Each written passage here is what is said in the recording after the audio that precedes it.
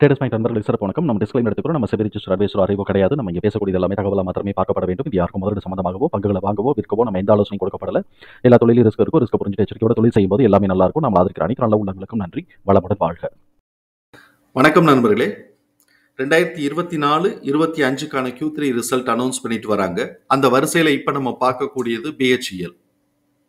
Subsequent குவார்ட்டருக்கு என்ன வாய்ப்பு இருக்குங்கிறதுக்கான ஒரு தேடுதல் முயற்சி. ட்ரெண்ட்லைனை பொறுத்த வரைக்கும் ஃபாலிங் கமெண்ட் அப்படிங்கிற கிளாசிஃபிகேஷன்ஸ்குள்ள வராங்க. High financial strength, mid valuation, டெக்னிக்கலா மூமெண்டம் பெரிஷ்ல இருக்கு. அனாலிசிஸ் டு பிரைஸ் டார்கெட்டா 229 டார்கெட் அப்சைட் பண்ணியிருக்காங்க. நம்ம இந்த வீடியோ ரெக்கார்ட் பண்ணக்கூடிய தருணத்தில் 199ங்கிற லெவலில் ட்ரேட் க்ளோஸ் ஆயிருக்கு. ஃபண்டமெண்டலா appropriate level of solvency position maintain பண்றாங்க. Low rate of return on equity ரொம்ப லோவா இருக்கு. டெப்ட் டு ஈக்விட்டி வித் இந்த தியரிட்டிக்கல் லிமிட்ல இருக்கு. பிஇயை பொறுத்த வரைக்கும் இது நமக்கு எக்ஸ்பென்சிவ் வேல்யூஷன். அதனால இபிஎஸ் உடைய லெவல் growth ட்ரெண்ட்ல இருந்து, அதாவது இபிஎஸ் உடைய டிடிஎம் இன்க்ரிமெண்டல் ட்ரெண்ட்ல இருந்து டிக்ரீஸ் ஆக ஆரம்பிச்சது அப்படின்னு சொன்னாக்க இது பெரிய லெவல்ல கரெக்ஷன் வரும். அதே சமயத்தில் பிபிஐ பார்த்தோம்னா சப்சிக்வெண்டா growthக்கான ஆப்பர்ச்சுனிட்டி இருக்குங்கிறது நம்மளுடைய பார்வை. கன்சஸ்டன்ஸ் ரெக்கமெண்டேஷன்ஸ்ல 17 அனாலிசிஸ் ரெக்கமெண்ட் பண்றாங்க. 6 பேர் பை சொல்றாங்க, 2 பேர் ஹோல்டு சொல்றாங்க, 9 பேர் செல் சொல்றாங்க. குவார்டர்லி பெர்ஃபார்மன்சஸ்ல இயர் ஆன் இயர் கம்பேர் பண்ணும்போது, அதாவது டிசம்பர் 2024ஐயும் டிசம்பர் 2023ஐயும் கம்பேர் பண்ணும்போது நமக்கு நெட் ப்ராஃபிட் 190% இன்க்ரீஸ் ஆயிருக்கு. ரெவென்யூ 31.9% இன்க்ரீஸ் ஆயிருக்கு. Q to Q கம்பேரிசன்ல கிட்டத்தட்ட ஒரு 700 கோடி ரூபாய்க்கு, தோராயிரமா சொல்றேன், ஒரு 700 crores ரெவென்யூ இன்க்ரீஸ் ஆயிருக்கு. அதே மாதிரி நெட் ப்ராஃபிட்டும் பார்த்தோம்னா கிட்டத்தட்ட ஒரு 30 கோடி ரூபாய் நெருக்கி நெட் ப்ராஃபிட் இன்க்ரீஸ் ஆயிருக்கு. அதனால ஏபிஎஸ் உடைய லெவல் 10 பைசா கூடி 40 பைசா அப்படிங்கிற லெவல்ல இருக்கு. இபிஎஸ் உடைய டிடிஎம் நம்ம பார்த்தோம் அப்படின்னு சொன்னா 3 குவார்டரா பார்த்தோம்னா இன்க்ரிமெண்டல் ட்ரெண்ட்ல இருக்கு. இப்போ இவன்ட்ட நான் ஒரு பேட்டர்ன் ஐடென்டிஃபை பண்ணேன். ஒவ்வொரு மார்ச் மாசமும் இவன் கூட எடுக்கிறான்.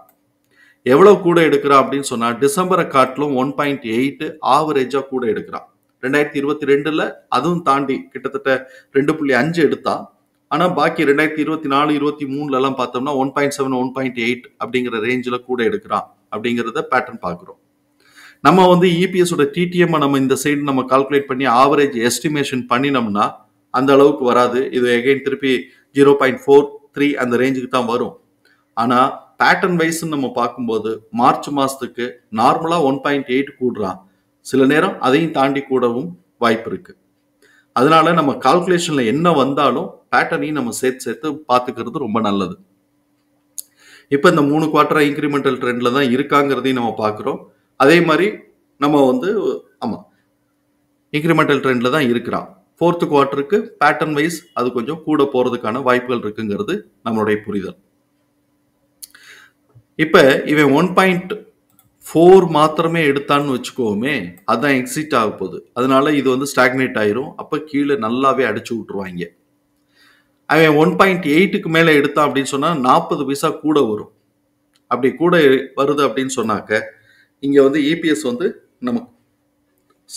இபிஎஸ் 1.92 அப்படிங்கிற ரேஞ்சுக்கு வர்றதுக்கு வாய்ப்பு இருக்கு.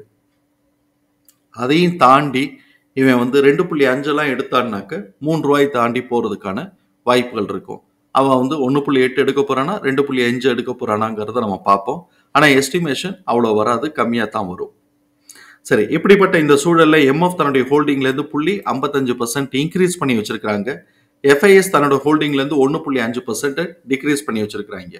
நம்ம இந்த இபிஎஸ் தகவல்களை தூக்கி நம்மளோட எக்ஸல் ஃபார்மேட்ல நம்ம போட்டோம்.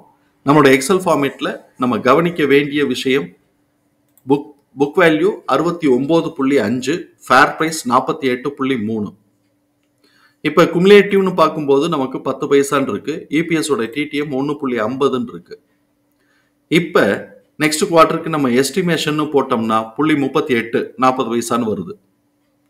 இப்ப 40 பைசாங்கிறது 38ங்கிறது 2 பைசா எரர்ல Q3 மேட்ச் பண்ணிடுது. ஸோ அதனால Q3க்கு ஈக்குவலா கிட்டத்தட்ட வந்துருச்சுன்னு வச்சுக்கலாம். ஆனா எக்ஸிட் ஆக போறது 1.4 எக்ஸிட் ஆக போகுது. அப்படி இவன் இந்த எஸ்டிமேஷன் அளவுக்கான 0.38 இல்ல 40 தான் எடுக்கிறான் அப்படின்னு சொன்னாக்க இது சப்சிக்வெண்டா ரொம்ப கீழே போகும். அவனோட இபிஎஸ் ஓட டிடிஎம் 1 ரூபாய்க்கு கீழே போயிடும். அதனால பெரிய லெவல்ல கரெக்ஷன் வந்தாலும் ஆச்சரியப்படுறதுக்கு இல்லை. ஆனா பேட்டர்ன் வைஸ் இவன் 1.8 2 அந்த ரேஞ்சுக்கு போறான் அப்படின்னு சொன்னாக்க இது வந்து பார்த்தோம் அப்படின்னு சொன்னாக்க இது அப் ட்ரெண்டுக்கு போகும். இப்போ 1.4 1.8 எல்லாம் எடுத்தோம் அப்படின்னு சொன்னாக்க 1.92 அப்படிங்கிற லெவலுக்கு அப் ட்ரெண்டுக்கு போகும். அந்த மாதிரி வந்துச்சுன்னா ஒரு ஸ்டெப் அப் மேல வந்து பிரைஸ் வந்து கூடுறதுக்கு வாய்ப்புகள் இருக்குங்கிறத புரிதலுக்குள்ள எடுத்துக்குவோம்.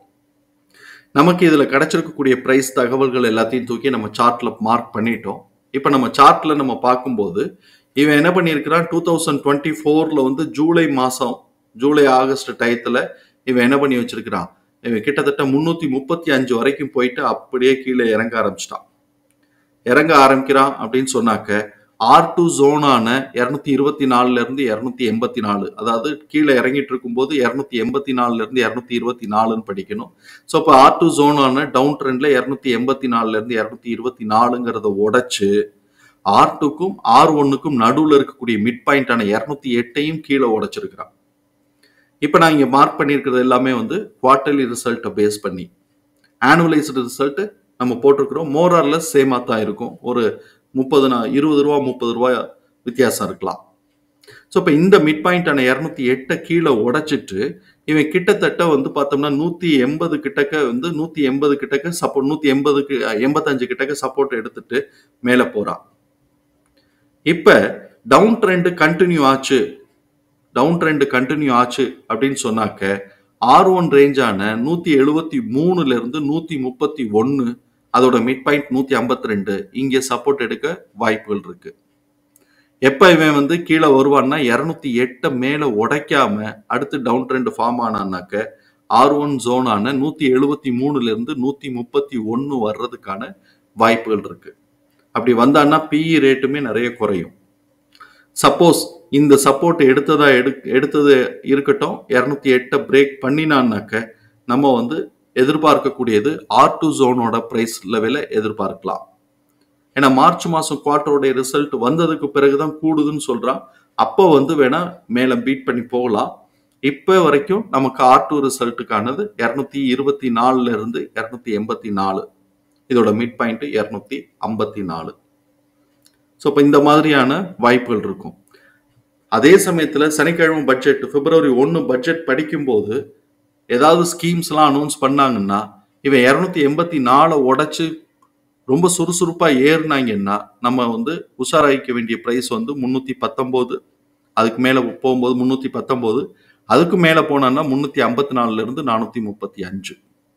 ஸோ இப்போ கீழே வந்து சப்போர்ட்டுன்னு இப்போ இருக்கக்கூடிய நிலையில சப்போர்ட்டுன்னு எடுத்தோம்னா 173ல இருந்து 131 அதோட மிட் பாயிண்ட் 152, அதுக்கும் கீழே இறங்கினா 96, அதுக்கப்புறம் சப்போர்ட் 1 வரைக்கும் டவுன் ட்ரெண்ட் கண்டினியூ ஆச்சுன்னா 68.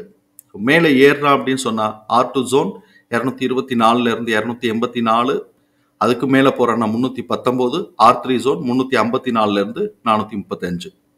தகவல் பயனுள்ளதா இருக்கும் நம்புறேன். தகவல் பயனுள்ளதா இருந்ததுன்னா சங்கருக்கு ரொம்ப சந்தோஷம். நம்மளை ஆதரிக்கிற அனைத்து நல்ல உள்ளங்களுக்கும் நன்றி. வளமுடன் வாழ்க. நன்றி நண்பர்களே.